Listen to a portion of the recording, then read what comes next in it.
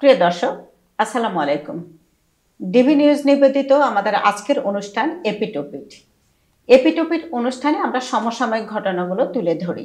আমাদের সাথে আজকে অতিথি হিসেবে আছেন অধ্যাপক মোহাম্মদ আবু মনসুর সাদি সালমান, আর আরও আছেন আমাদের জেলা, যাকে আমরা আজকে এই অনুষ্ঠানে পেয়েছি, আমাদের ছাত্র প্রতিনিধি আবু আহমেদ শেরশাহ। আমাদের যেই ঘটনাগুলো ঘটে গেল, আমরা যেই জন্য নতুন বাংলাদেশ পেলাম, সেই নতুন বাংলাদেশের প্রেক্ষাপটে আজকে আমাদের আজকের আলোচনা, অর্থাৎ এপিটোপিট প্রোগ্রামে এই বিষয়টি নিয়ে আমরা কথা বলবো। আমি ঠিক প্রথমে আমাদের সাদি সালমান স্যারের কাছে একটি প্রশ্ন বা যেটা আমি জানতে চাইবো, সেটা হলো যে আমাদের ছাত্র জনতার এত রক্তের বিনিময়ে এবং এত শ্রমের বিনিময়ে, এত ত্যাগের বিনিময়ে আমরা যে নতুন বাংলাদেশ পেলাম, অর্থাৎ জুলাই 24, সেই নতুন বাংলাদেশে আমাদের ছাত্রদের যে প্রত্যাশা ছিল বা আমাদের জনগণের যে প্রত্যাশা ছিল, অর্থাৎ এই ফ্যাসিস্ট সরকারকে পতন ঘটিয়ে আমাদের নতুন বাংলাদেশের নতুন একটা স্বপ্ন দেখব, যেখানে মানুষ কথা বলতে পারবে।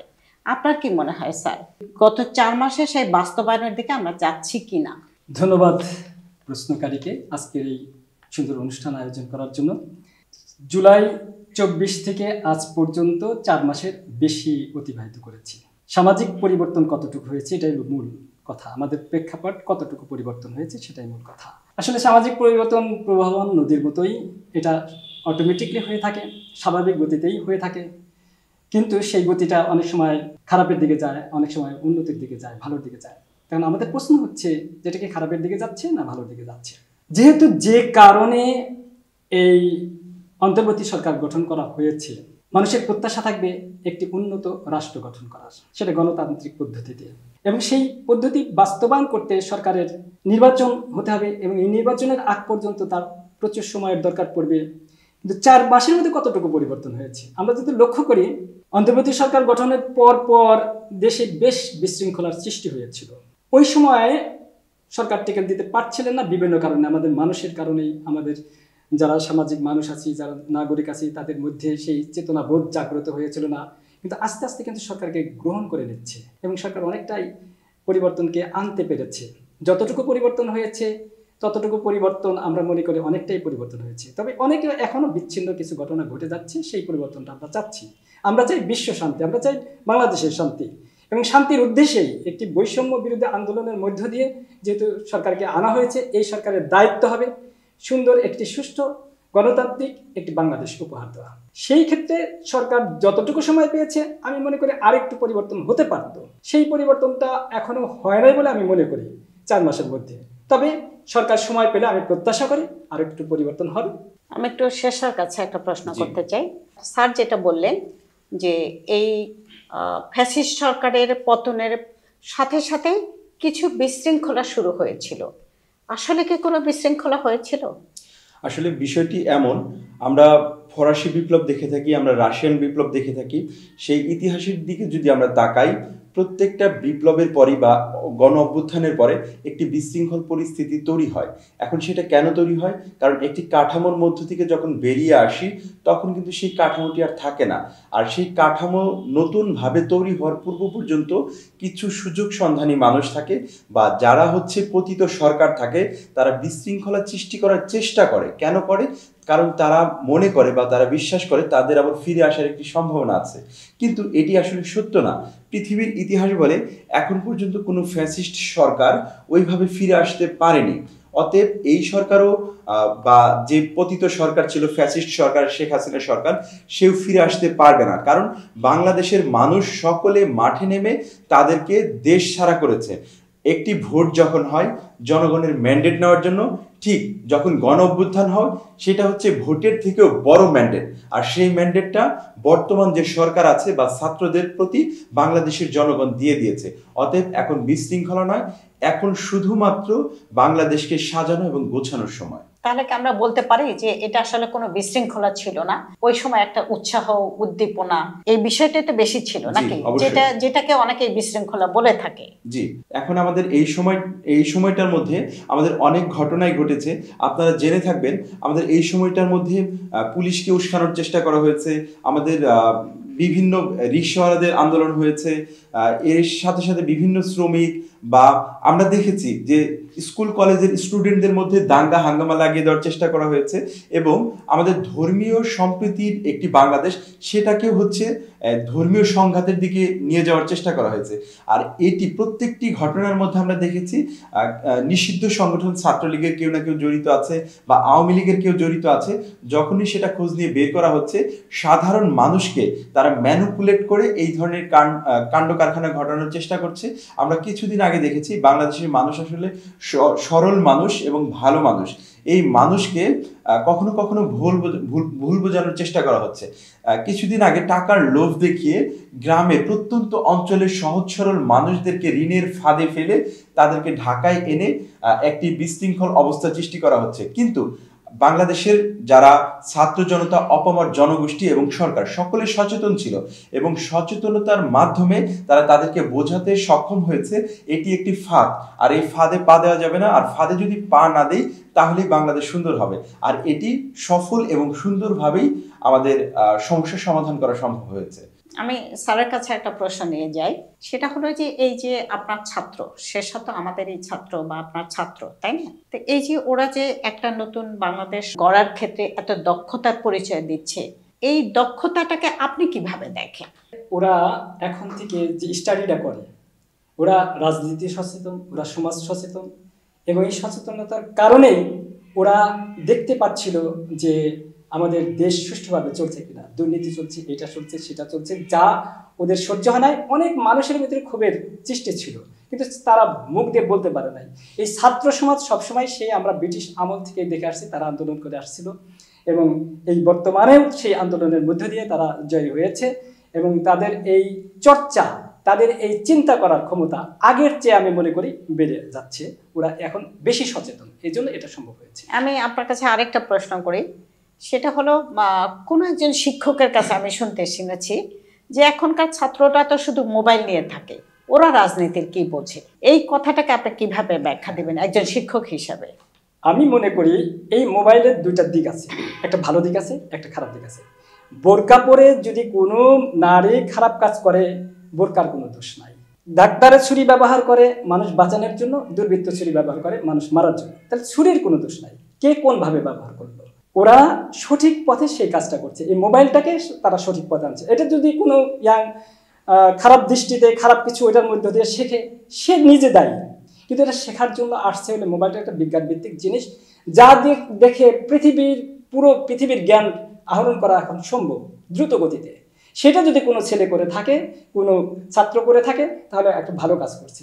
ওরা শুধু মোবাইল দেখে যে খারাপ কাজ করে, এই আইডিয়া করতে আমাদের ঠিক না।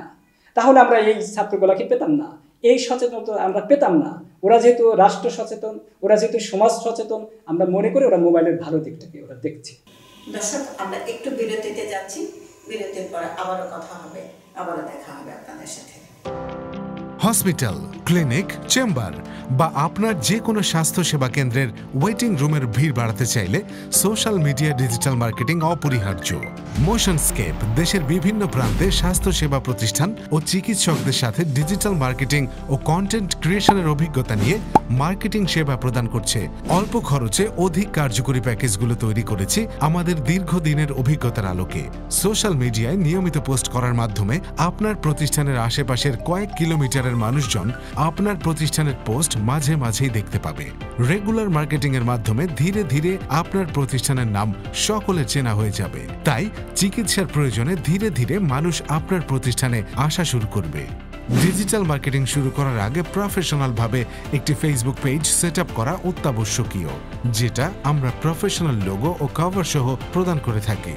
আমরা ডিজাইন রেডি করে আপনার কাছে অ্যাপ্রুভাল নিয়ে আপনার পেজে পোস্ট করব এবং ফেসবুকের মাধ্যমে আপনার প্রতিষ্ঠানের কয়েক কিলোমিটারের মধ্যে টার্গেটেড কাস্টমারের কাছে অ্যাড রান করব।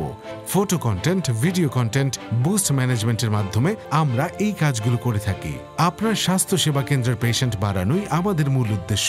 আমাদের সাথে যোগাযোগ করতে ইনবক্সে মেসেজ করুন অথবা কল করুন 01329 418 556 এই নম্বরে।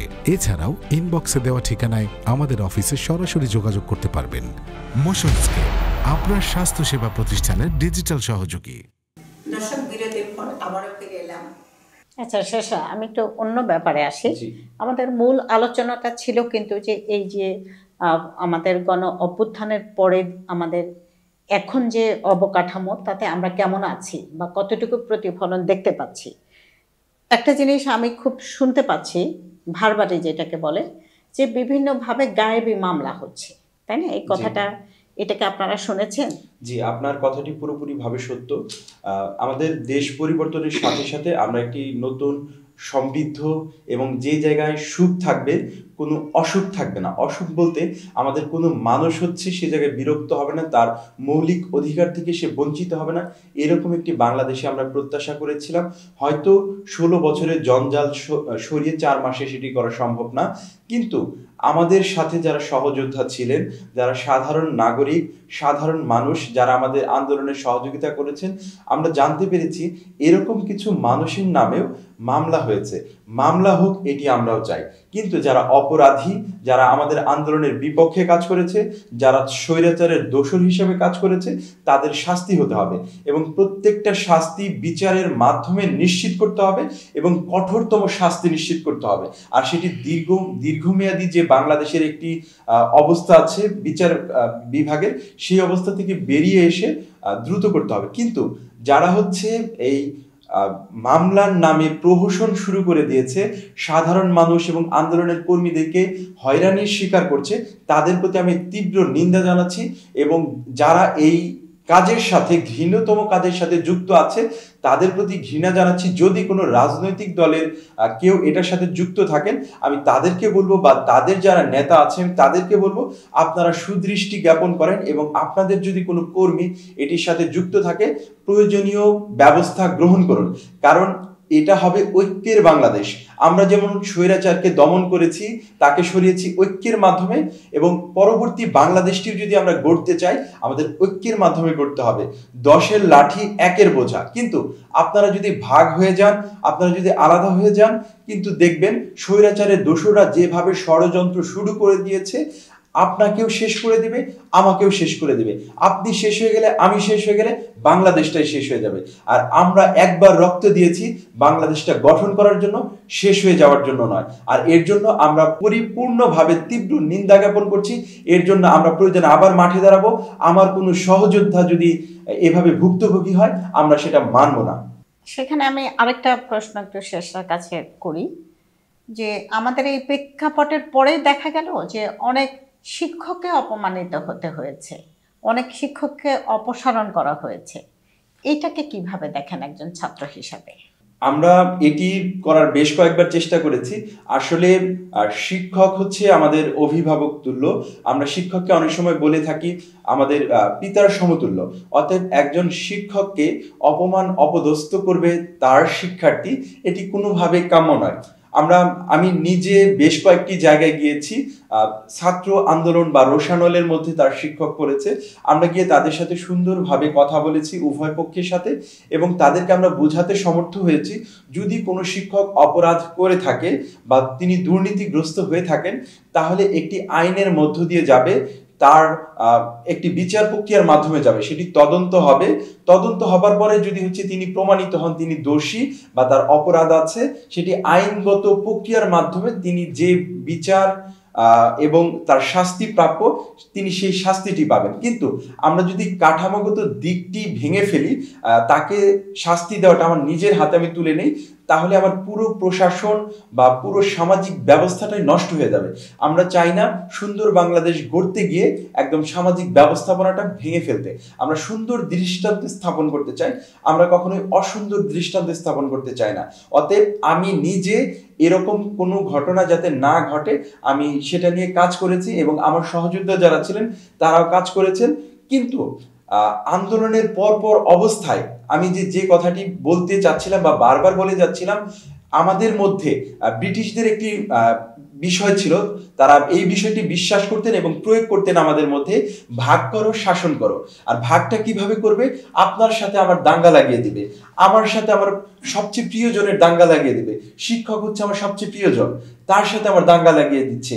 আমার হচ্ছে আমরা হিন্দু, মুসলিম, খ্রিস্টান, বৌদ্ধ এভাবে আমরা ভেবে থাকি। আসলে বাংলাদেশে যারা বাস করে তারা প্রত্যেকে বাংলাদেশি, এভাবে ভাবার কোনো কারণ নেই। আমাদের এই ধর্মীয় সম্প্রীতি বিনষ্ট করার জন্য আমাদের মাঝে দাঙ্গা বাঁধিয়ে দিচ্ছে।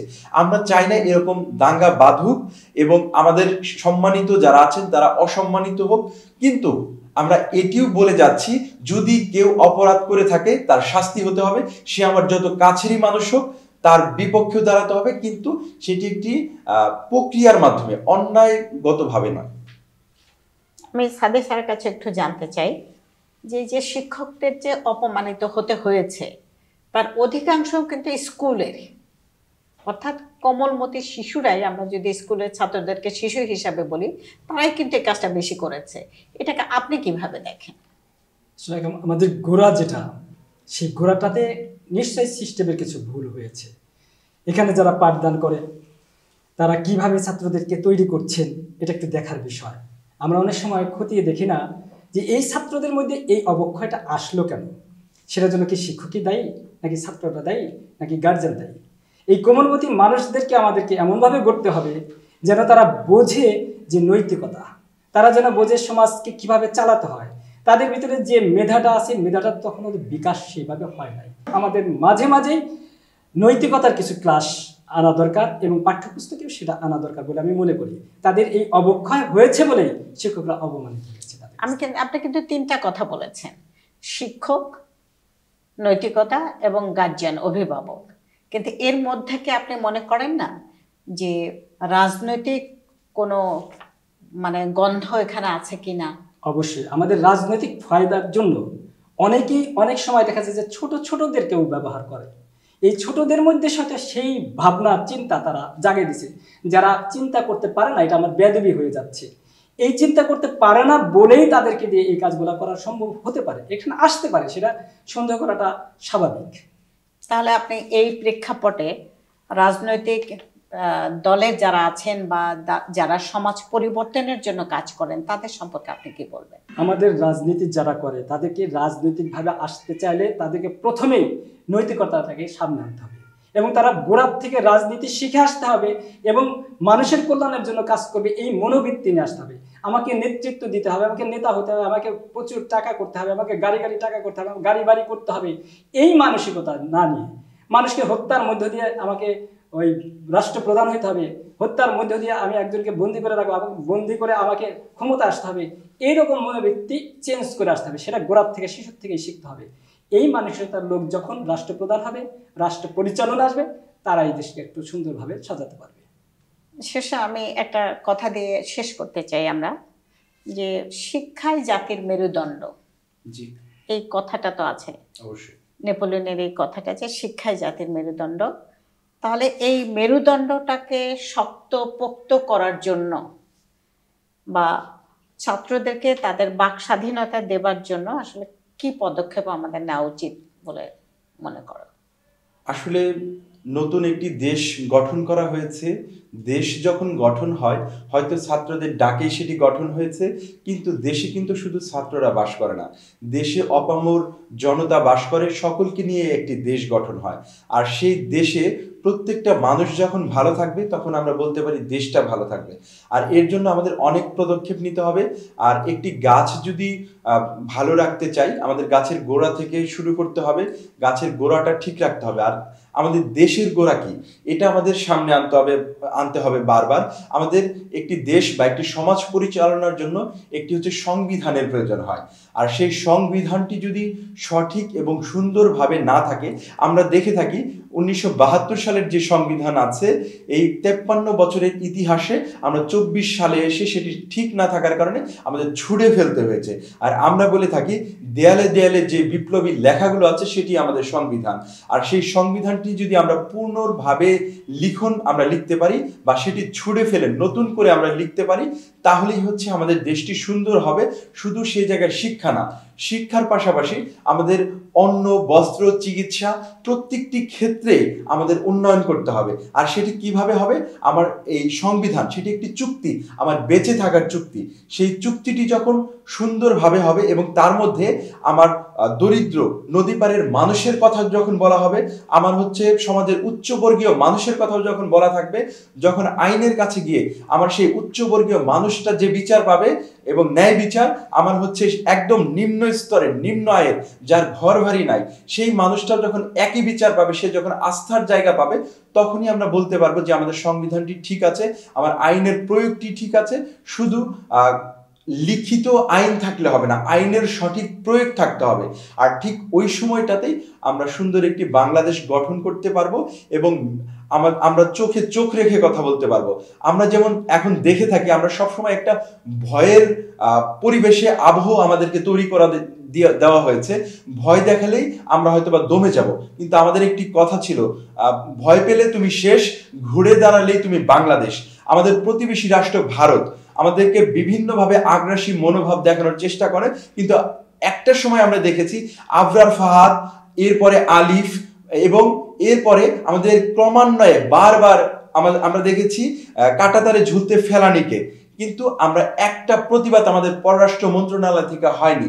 কেন হয়নি? কারণ তারা ভয়ের রাজ্যে অথবা তাদের নেগোসিয়েশনের মধ্যে তারা গিয়েছে। এই নেগোসিয়েশনটা কিসের মধ্যে হয়েছে? একটি দলের সাথে হয়েছে, রাষ্ট্রের সাথে, রাষ্ট্রের হয়নি। আর এটাই হচ্ছে ভয়ের, বা এটা হচ্ছে ব্যক্তিগত লাভের জন্য। কিন্তু নতুন বাংলাদেশের বিপ্লবীরা দেখে দিয়েছে আমাদের বর্তমান যে পরিস্থিতি সৃষ্টি হয়েছে, আমরা কিন্তু চোখে চোখ রেখে কথা বলছি। আমরা রক্ত দিতে শিখে গিয়েছি, আর রক্ত যখন দিয়েছি আমার শরীরের শেষ বিন্দু পর্যন্ত আমরা হচ্ছে রক্ত দিয়ে যাব দেশের জন্য। আর দেশ হলো মা, মায়ের সম্মানার্থে আমরা হচ্ছে কখনো পিছু পা হব না। আর যখনই পিছু পা হব না, সেটাই হচ্ছে মেরুদণ্ড সোজা করে দাঁড়ানো। আর বাংলাদেশের প্রত্যেকটা মানুষ মেরুদণ্ড সোজা করে দাঁড়াতে শিখে গেছে, এখন সেটা হচ্ছে সোজা করে রাখার সময়। আর সেটা রাখতে পারলেই আমাদের স্বপ্নের কাঙ্ক্ষিত বাংলাদেশ গঠন এবং নির্মাণ করা সম্ভব হবে। আশা করি আমরা সেটিতেও সফল হব। ধন্যবাদ। দর্শক, আমাদের এপিটপির অনুষ্ঠানে আমাদের যেজন অতিথি যেই সব বিষয় নিয়ে আলোচনা করলো, একেবারেই বাস্তবমুখী। আর যেই শেষ কথাটা বললেন যে দেয়ালে দেয়ালে লিখনটাই হচ্ছে আমাদের সংবিধান, অর্থাৎ আমাদের যে সংবিধান ছিল সেই সংবিধানের কতটুকু প্রয়োগ হয়েছে এবং সেই প্রয়োগের মধ্য দিয়ে আমাদের রাষ্ট্রের অবকাঠামো বা সামাজিক অবকাঠামোর আসলে কতটা পরিবর্তন হয়েছে, শেষার কথার সূত্র ধরে এবং ছাড়ের কথার সূত্র ধরে এই কথাটাই বলতে চাই যে আমরা পরিবর্তন চাই, এবং যেই পরিবর্তনটা হয়েছে সেই পরিবর্তনটা ধরে রাখার যোগ্যতা যেন আমাদের সবারই থাকে। আজকের মতো এখানেই বিদায়।